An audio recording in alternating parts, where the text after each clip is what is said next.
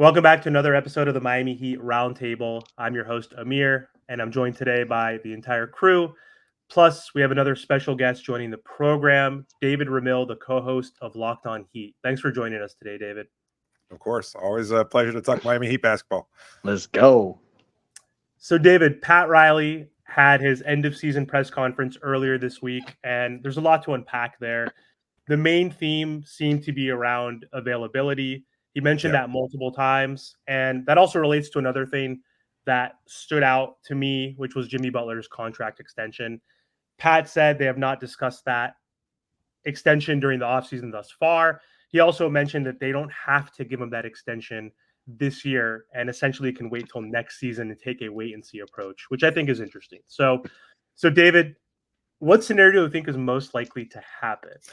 You think the Heat will cave in and give Jimmy Butler his extension this offseason? Or do you think the Heat will wait until next season to offer that extension, like Pat said, is possibly an occurrence that can happen, which could, in theory, piss off Jimmy Butler and hypothetically cause him to not pick up his player option and leave the Miami Heat, essentially? I don't think they'll offer him the extension, and certainly not for the price that we've heard regarding the full max, which is somewhere around the vicinity of $120 million for 2 years or something close to that. And so I don't think the Heat organization feels comfortable giving him that money whatsoever. So that's the least likely scenario, is that he's going to get the exact money that we've heard from his agent in terms of what he might want with his extension. Other than that, I think their preference would be the wait and see approach, that they know, or they can make some kind of promise to him and saying, look, we'll take care of you, but you've got to show us a little bit more than you did during this past regular season. As you pointed out, the availability factor is such an important one for this front office. They want to make sure that he plays more consistently, not just that he shows up, but that he's also engaged during these games, because there were a number of games where it didn't look like Jimmy was much of a factor and didn't seem like he was the kind of, changing the tide the way that he does during the postseason, the way that we've seen him in years past. Like he's getting up there in age, obviously, and he's no longer the productive player he once was. But even still, when he was out on the floor, he just didn't seem like he was affecting the game and impacting it to the same degree that he once had. So I think their preferred approach would be the wait and see one, where they see what he does during this season. They'll make whatever changes they can to improve the roster, although I don't think there are many available to them. So I don't see that as really a realistic option either. And then kind of figure it out next season where they can give him the extension, or at some amount that might be significantly lower than what he's asking for, or that what he's reportedly asking for, because we don't know. Like this could all change on July 7th. He could walk into that office with Bernie Lee, his agent, and be like, look, I want 2 years, $80 million. And the Heat will say, okay, that's a number we're comfortable with. And then the whole drama is resolved before it actually even happens. I don't think that's likely to happen, but that's one possibility. And to follow up to that real quick, though, so by not giving him that extension right away, do you think that can make him disgruntled by any means? I know he said at the Grand Prix in Miami, like, sure, I want to win a championship, I want to be here and all that stuff. But do you think that's a possibility of like kind of souring the relationship if we don't extend it now? I don't know. I'm not sure I can figure out Jimmy, and I don't think anybody can really. Like, he's been such an enigma from day one. And, we all have heard the stories about what he was like in Philadelphia and Minnesota, and certainly in Chicago. And the idea that he came to Miami, and a lot of people perceived him as this great locker room cancer that was impossible to work with, and nobody wanted to be his teammate, and he burnt bridges everywhere he goes. And then for 5 years, he's been mostly a model citizen, at least publicly. I've heard some things behind the scenes, but that's a whole other conversation. But as far as, whether or not he's going to make a big stink about it and be like, oh, pay me my money, I don't think that's who he is now either. I think he appreciates what this front office has done. I think he loves the team. I think he loves his teammates for the most part. I don't think he's going to make a big stink about it. But at the same time, I could see him just say, look, not even necessarily making a big stink about it, just saying, look, if you don't pay me or give me my extension, I just don't want to be here. So it might not be like this public messy divorce, but it might still be a divorce nonetheless. So it's really, really tricky to kind of read where Jimmy is at this point, because he's got so many off the court interests and everything else like that. And like you said, he seemed so happy here, and he does want to win here in Miami in a way that I don't think he necessarily wanted to win in Minnesota or Philadelphia. And so I think all things given being equal, I think he would prefer to stay here in Miami, but it has to be for a much more reasonable price. So we'll see how it all plays out. I know that's kind of a lukewarm answer, but I can't really get a read on Jimmy and whether or not he's going to make that kind of a big stink, because I don't know that there are a lot of teams saying, I can't wait to add a 35-year-old star that's only going to play for 60 games a year and might not be healthy and pay him $60 million by the time he's 37. I don't know that there's a long list of suitors at this point in his career, because he's not KD. He's not a proven commodity in terms of like being able to produce 25 points per game. And he's certainly not a young player either. We saw this last year with Dame Lillard, who's a much better offensive player than Jimmy Butler. And it's not like there were a whole lot of teams saying, oh, we can't wait to add that guy at his age, despite the fact that he's a proven offensive player. So I don't know that there's going to be a long list of teams that are going to be trying to add a player like Jimmy at this point in his career. Okay, so then David, do you believe then in like paying players for what they did in the past? Because yes, Jimmy Butler has been great, and we have given him the max. We've given him $150 million. We signed his boy Kyle Lowry. We've been pretty lenient with him in terms of he does things that Bron and D Wade couldn't do. So when it comes to paying Jimmy Butler, like at that max deal, do you think they should do that? Because they also have to look at it from the franchise perspective, and they actually have to try to also lean into the future, but then also pay Jimmy Butler. So do you believe in just paying players for what they've done in the past?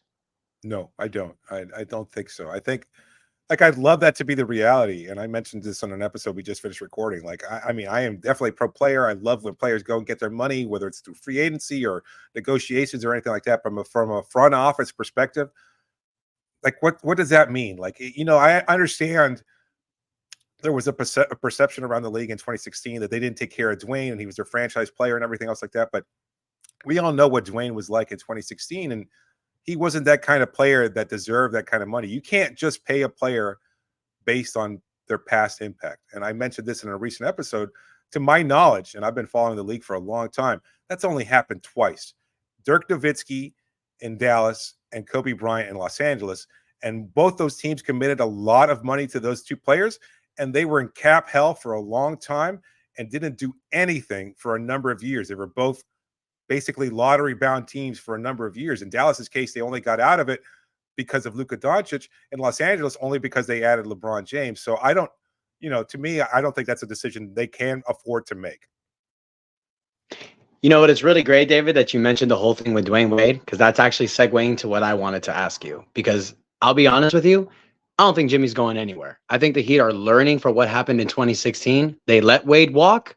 With this Jimmy situation, they got to deal with it a little bit better, whether that's giving him the extension, talking to him with something lower. I think they're going to figure it out. So question I have for you, David, because I know a lot of people are talking about Jimmy. I know these Pat Riley comments is all about Ben Jimmy, but there was one comment that he mentioned that not a lot of people want to talk about, and not a lot of people are bringing up because everything's about Jimmy. This Tyler Herro fragile comment is what kind of caught my attention as well, the fragile comment. Yeah. Let's say, for example, because we know that Tyler Herro hasn't been the barrier of health in this team for 5 years now. So let's say, for example, we keep Jimmy. Let's say the Heat do give him the extension. How likely do you feel that Tyler Herro will be a member of the Miami Heat moving forward if we keep Jimmy? I think they're going to try and explore a trade with Tyler, regardless of whether they keep Jimmy or not. I don't think that's a question. I just think we saw last summer specifically, what the market is for a player like Tyler Herro, and I don't think it's particularly good. So I don't think he's going to, a lot of people are saying, oh, Tyler for Donovan Mitchell. It's like, why the hell would Cleveland want that? Like, there's no, Tyler, if anything, and this is my perspective, he lost a lot of value this season, not only being hurt, and as Pat Riley said, calling him fragile. On top of that, in the playoffs, he showed that he can't just create scoring opportunities for himself. Like, I give credit to Boston, great defensive team, whatever, but they shut him down. They made him look like he was a non-essential player out there. He's not the guy to be what he thinks he is, which is a 1A on offense. He cannot be that leading scorer on a playoff contending team. And if that's the case, then he's just a complimentary role player, which is fine. Like, there are 400 guys in the league that are complimentary role players, and there's nothing wrong with that. But, he's going to have to swallow that jagged little pill. He's going to have to understand that it's not very easy to go out there and say, you know what, this is what I think I'm worth, and then you have to, if in a trade, you have to give up a key star player or anything like that. That's just not how it works out. So I think Tyler's gone one way or the other.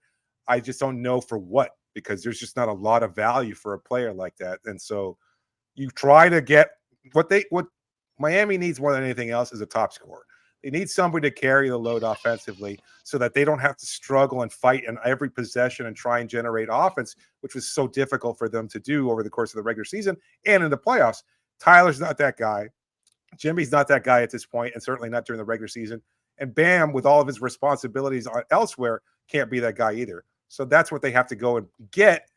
And I don't know if trading Tyler is going to necessarily generate that, but I think you have to try and explore the market for him one way or the other. Thank you. David, man, nice to meet you once again. So a lot of people are talking about Jimmy and Tyler and stuff like that, but yeah, I'm going to go the direction about the NBA draft.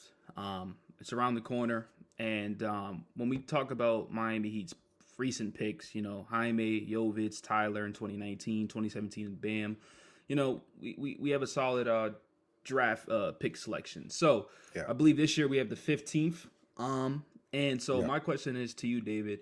I'm sure we're going to keep the pick, but if we don't or we do whatever, what's your top draft prospects if you have been looking into it, and what's one player that you would want the Miami Heat to draft this upcoming summer?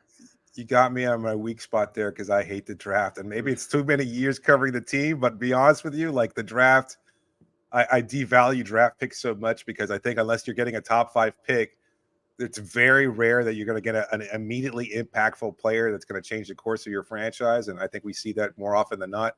So I have not started any kind of draft research whatsoever. I know we're only a few weeks away, so I've got to get into it.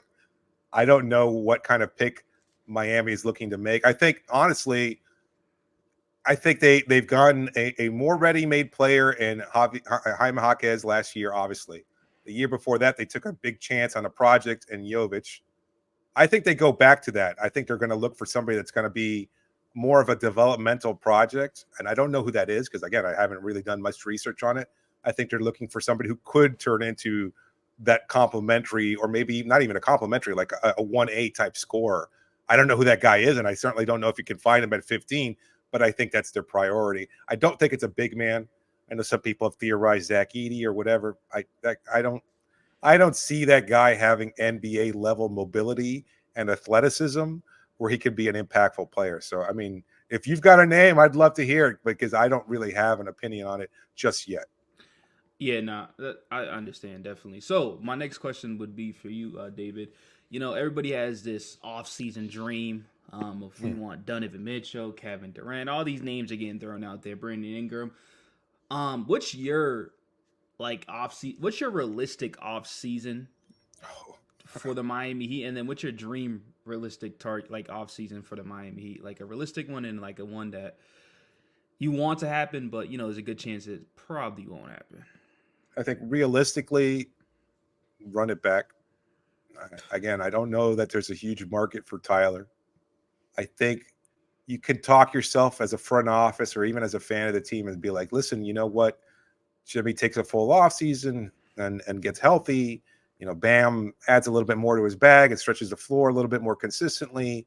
Tyler gets healthy. Terry Rozier gets healthy. And that's, that was the whole rationale behind acquiring Rozier in the first place, is that he was supposed to be the guy to provide some scoring so that Bam and Jimmy could do what they do defensively. And then between him and Rozier and Herro, you've got a good scoring base there. It just didn't work out. Terry got hurt. He was, adjusting. It was a long period for him. So I think realistically, they're going to look to make a whole bunch of improvements. I just don't see any of them happening. You mentioned KD. Phoenix isn't trading him. You could call Phoenix and say, oh, listen, what do you want for KD? And they're going to be like, nothing. You want Bradley Beal instead? That's really, I think, somebody that they would be much more willing to unload, considering he struggled the way he did in the playoffs and he's making even more money. So I think that would be their first priority. So for Miami's perspective, I don't know that you're going to have a lot of other options. You're going to have your draft picks, but they're good, not great. So they don't offer much value to other teams. And you've got your young players in Jaime and Nicola, and they're fine. But again, like they fit in Miami's system. I don't know that you trade Jaime Jaquez to any team and he's going to turn into a star. And I think you can make the same argument for Jovic as well. So realistically, I don't know that they've got a lot of options. And I said this right after the season ended too. It's like, your best path for making the kind of improvements that you need to rebuild to get towards title contention by having a top 5 player in order to take you there is by trading Bam Adebayo. And I don't think Miami wants to do that. And I don't know what you're going to get for Jimmy either. You could get, and this is more in towards my dream scenario here. Yeah. I think somehow you find a way to acquire Donovan Mitchell. And I think he can be that guy. Like I've liked Mitchell since the draft. I liked him and his fit in Miami. I thought he was a guy who could take over and slide in immediately for the absence of Dwayne Wade. I thought that was the right fit for Miami at the time. And I still think he's the right fit for Miami. I just don't know how you can acquire him. Like one, it's going to require him to ask out, which that's not a guarantee. Cleveland has to want whatever Miami can offer.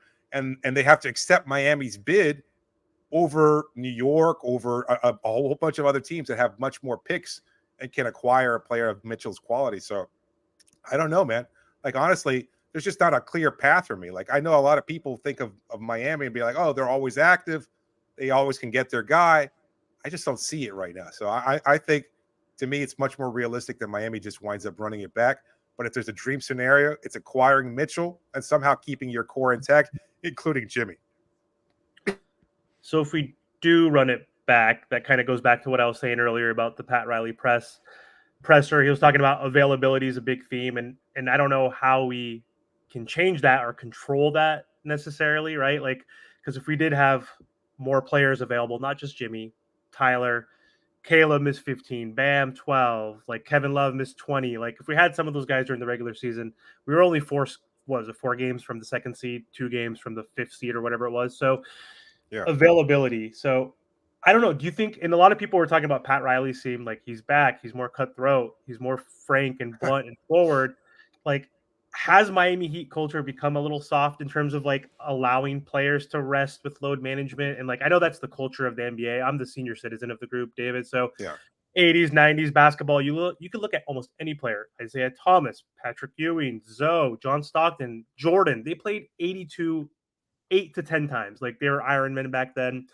Like I even looked at Grant Hill, who was his career, someone that's close to Jimmy, kind of, that like 6'7", small forward, kind of a similar game to a certain degree. His career derailed by injuries, but he played 38 games in 4 seasons, guys, for the younger folks here who didn't realize that. But he got traded from Orlando to Phoenix, age 35 to 38. 82, 81, 80 games. Like, how is he able to play 80 games after his career was derailed? And Jimmy and other players in general across the NBA aren't able to do that. So, like, how can we become more available? Like, can we go back to the old Heat culture where we, like, force players to play at 70% or more? Because Pat even said it. He's like, no one's ever 100%. Like, giving awards for playing 65 games means you can miss 17 games, theoretically. So what are your thoughts on that? No, I mean, I agree. I feel like that is kind of a, endemic of the whole league, as you pointed out. Like there are a lot of players that feel like load managing is more important to them. And we're starting to see, conversely, you're starting to see more longevity too.